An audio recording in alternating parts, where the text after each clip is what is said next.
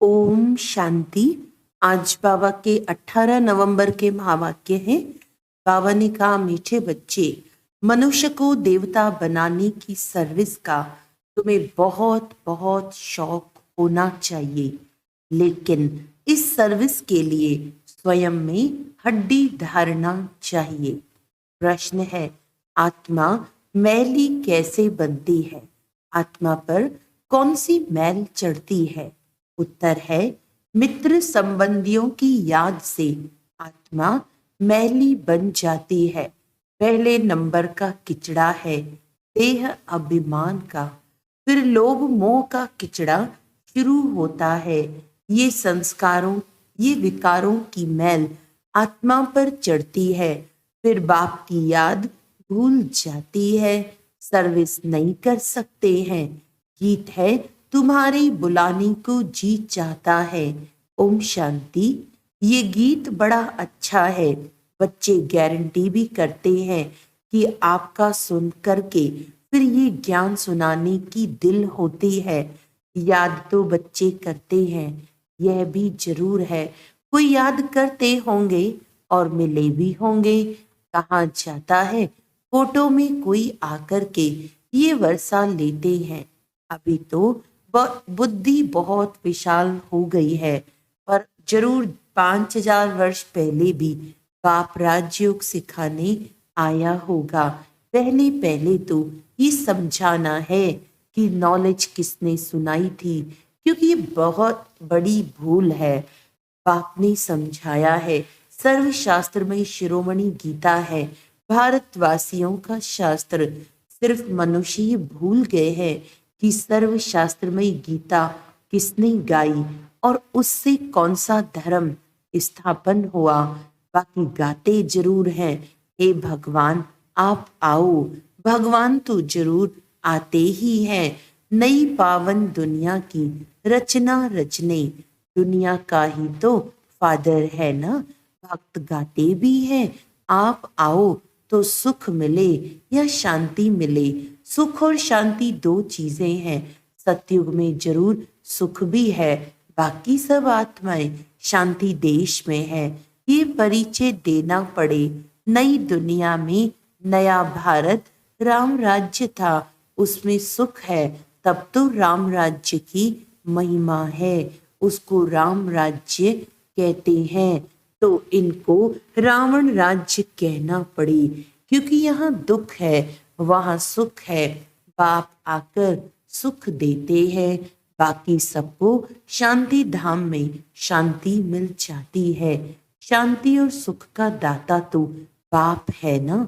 यहाँ है अशांति दुख, तो बुद्धि में ये ज्ञान टपकना चाहिए। इसमें अवस्था बड़ी अच्छी चाहिए। ऐसे तो छोटे बच्चों को भी सिखलाया जाता है, परंतु अर्थ तो समझा ना सके। इसमें हड्डी धारना चाहिए, जो कोई फिर प्रश्न पूछे तो समझा भी सके। अवस्था अच्छी चाहिए, नहीं तो कभी देह अभिमान में, कभी क्रोध मोह में गिरते रहते हैं। लिखते भी हैं, बाबा आज हम क्रोध में गिरा, आज हम लोभ में गिरा। अवस्था मजबूत हो जाती है तो गिरने की बात ही नहीं रहती। बहुत शौक रहता है मनुष्य को देवता बनाने की सर्विस करे। गीत भी बड़ा अच्छा है, बाबा आप आएंगे तो हम बहुत सुखी हो जाएंगे। बाप को आना तो जरूर है, नहीं तो पतित सृष्टि को पावन कौन बनाए। श्री कृष्ण तो देहधारी है, उनका वे ब्रह्मा विष्णु शंकर का नाम नहीं ले सकते। गाते भी हैं, पतित पावन आओ, तो उनसे पूछना चाहिए कि तुम किसके लिए तुमने कहा। पतित पावन कौन है और वे कब आएगा? पतित पावन वह है, उनको बुलाते हो तो जरूर ये पतित दुनिया है।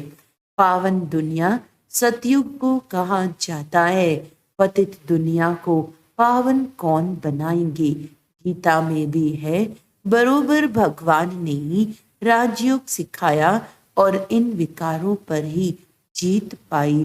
काम महाशत्रु है। पूछना पड़ता है कि किसने कहा कि मैं राजयोग सिखाता हूँ। काम महाशत्रु है। ये किसने कहा कि मैं सर्वव्यापी हूँ।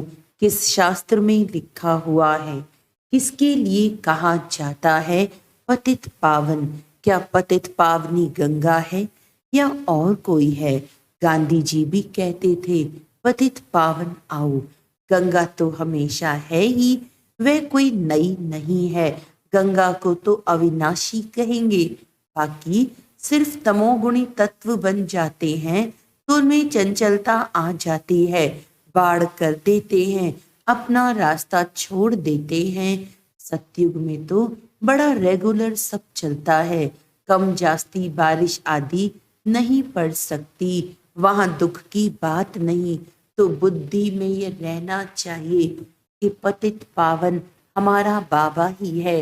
पतित पावन को सब याद करते हैं तो कहते हैं हे भगवान, हे बाबा। ये किसने कहा। आत्मा ने। तुम जानते हो पतित पावन शिव बाबा आया हुआ है।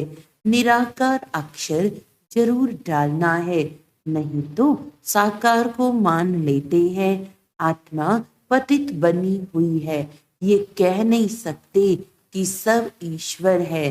अहम ब्रह्मास्मि या शिवोहम कहना बात एक ही है, लेकिन रचना का मालिक तो एक ही रचता है।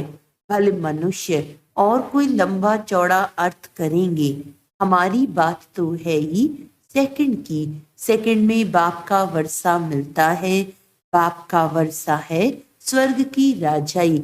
उनको जीवन मुक्ति कहा जाता है। यह है जीवन बंद। समझाना चाहिए बरोबर। जब आप आएंगे तो जरूर हमको स्वर्ग का मुक्ति जीवन मुक्ति का वर्षा देंगे। तब ही लिखते हैं मुक्ति जीवन मुक्ति दाता एक है। ये भी समझाना पड़े। सतयुग में है ही एक आदि सनातन देवी देवता धर्म। वहां दुख का नाम नहीं। वह है ही सुखधाम। सूर्यवंशी राज्य चलता है।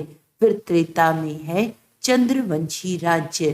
फिर द्वापर में ही इस्लामी बौद्धि आएंगे। सारा पाठ नूंधा हुआ है एक बिंदी जैसी आत्मा में। और परमात्मा में कितना पाठ नूंधा हुआ है।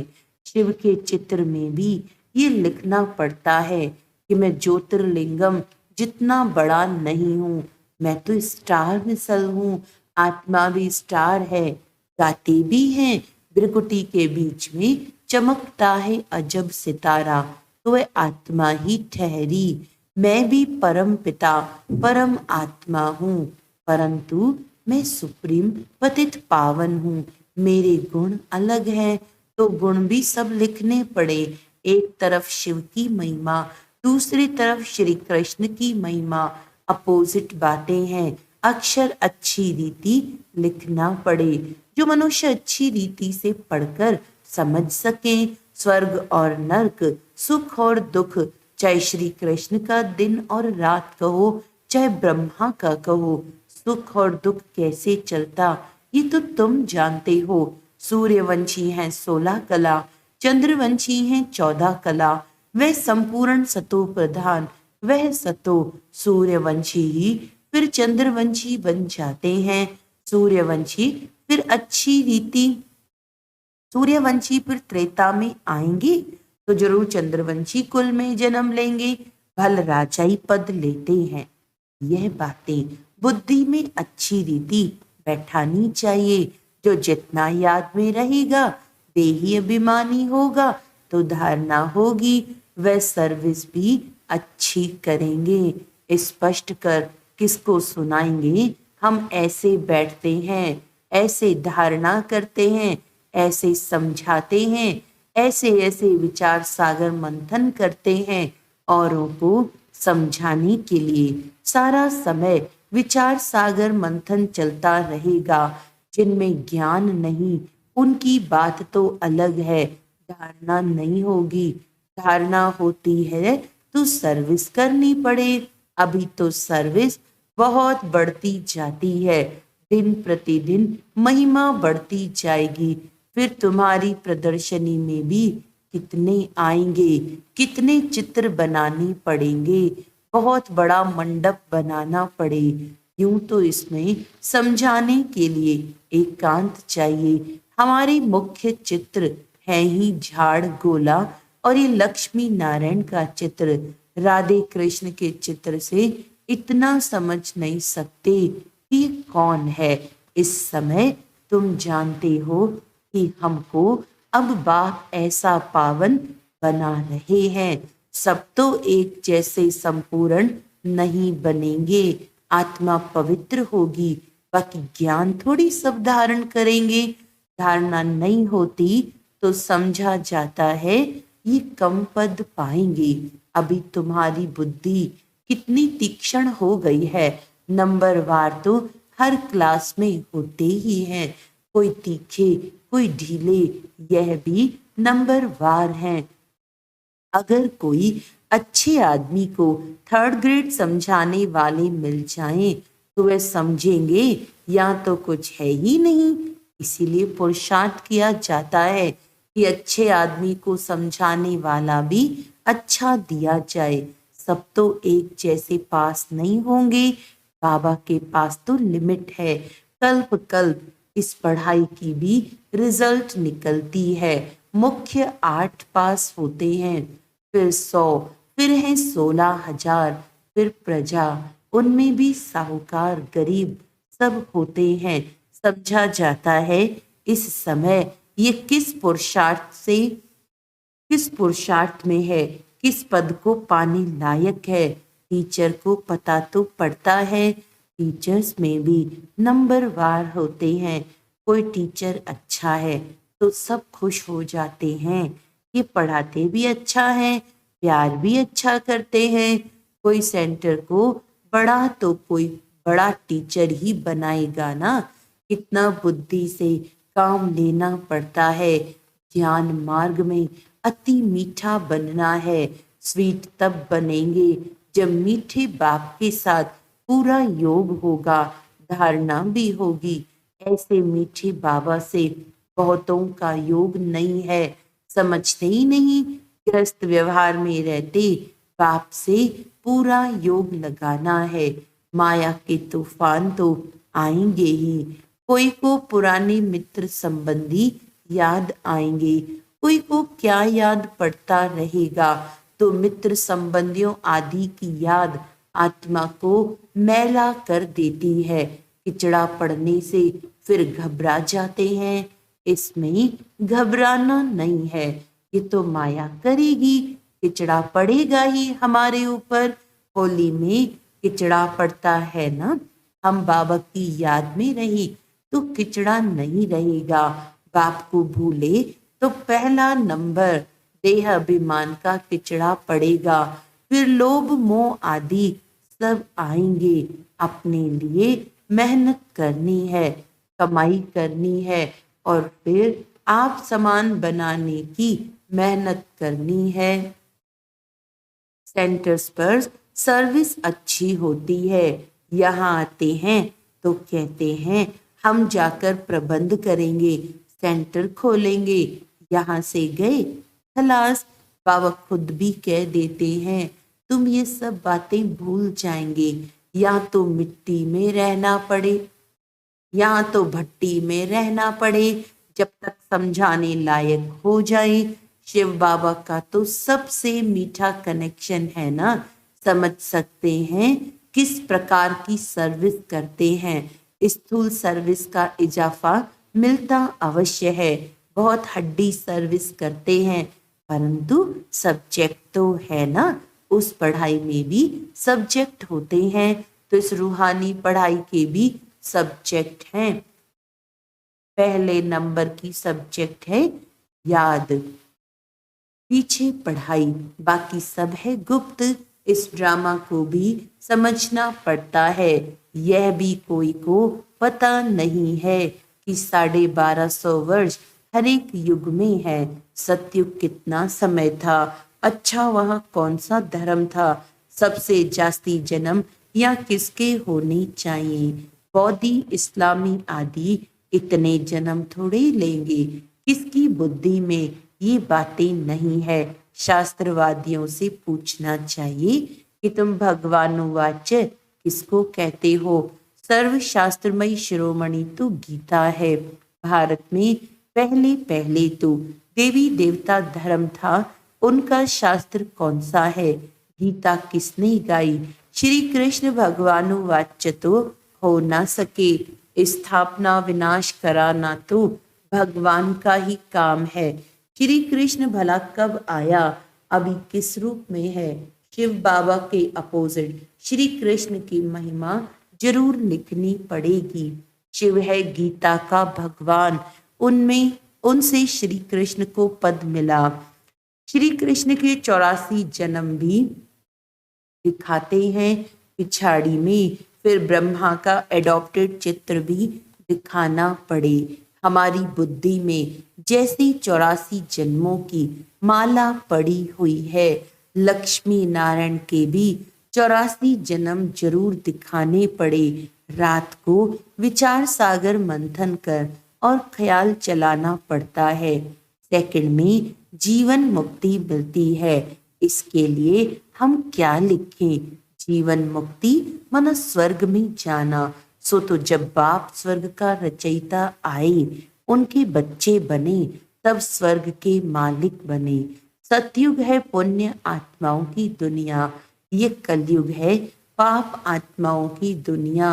वह है निर्विकारी दुनिया, वहाँ माया रावण का राज्य ही नहीं है।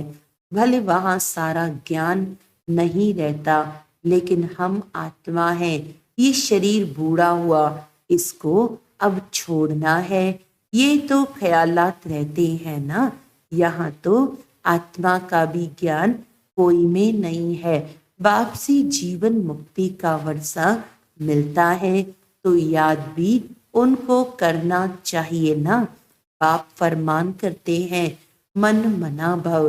गीता में ये किसने कहा कि मन मना भव? मुझे याद करो और विष्णुपुरी को याद करो। ये कौन कह सकता है? श्री कृष्ण को तो पतित पावन कह ना सके। 84 जन्मों का राज भी कोई थोड़े ही जानते हैं, तो तुम्हें सबको समझाना चाहिए। तुम इन बातों को समझकर अपना और सबका कल्याण करो, तो तुम्हारा मान बहुत होगा। निडर हो, जहां तहां फिरते रहो। तुम हो बहुत गुप्त, कल ड्रेस बदल कर सर्विस करो, चित्र सदैव पास में हो। अच्छा, मीठे मीठे सिकी लदे बच्चों प्रति माता पिता बाप दादा का याद प्यार और गुड मॉर्निंग। रूहानी बाप की रूहानी बच्चों को नमस्ते। हम रूहानी बच्चों की रूहानी बाप दादा को याद प्यार गुड मॉर्निंग, नमस्ते नमस्ते नमस्ते जी। धारणा के लिए मुख्य सार है, मीठे बाप से पूरा योग लगाकर अति मीठा और देही अभिमानी बनना है। विचार सागर मंथन कर पहले स्वयं धारणा करनी है, फिर दूसरों को समझाना है। अपनी अवस्था मजबूत बनानी है, निडर बनना है। मनुष्य को देवता बनाने की सर्विस का शौक रखना है। वरदान है सदा खुशी की खुराक खाने और खिलाने वाले खुशहाल खुश नसीब भव। आप बच्चों के पास सच्चा अविनाशी धन है, इसीलिए सबसे साहूकार आप हो। चाहे सूखी रोटी भी खाते हो, लेकिन खुशी की खुराक उस सूखी रोटी में भरी हुई है, उसके आगे कोई खुराक नहीं। सबसे अच्छी खुराक खाने वाले, सुख की रोटी खाने वाले आप हो, इसीलिए सदा खुशहाल हो। तो ऐसे खुशहाल रहो जो और भी देखकर खुशहाल हो जाएं, तब कहेंगे खुश नसीब आत्माएं। स्लोगन है, नॉलेजफुल वह है जिसका एक भी संकल्प व बोल व्यर्थ ना जाए। हाँ, आज का व्यक्त इशारा है, समस्याओं की वशीभूत कमजोर आत्मा को शक्ति और गुणों का सहयोग दो, असमर्थ को समर्थी दो, तो उनकी दुआएं आपके लिए लिफ्ट बन जाएंगी। अब पुरुषार्थ की मेहनत के बजाय संगम की प्रारब्ध का अनुभव करो। दुआएं लेना सीखो और सिखाओ। प्रसन्न रहना और प्रसन्न करना, यह है दुआएं लेना और दुआएं देना। ये दुआएं सहज ही माया जीत बना देंगी। अच्छा, ओम शांति।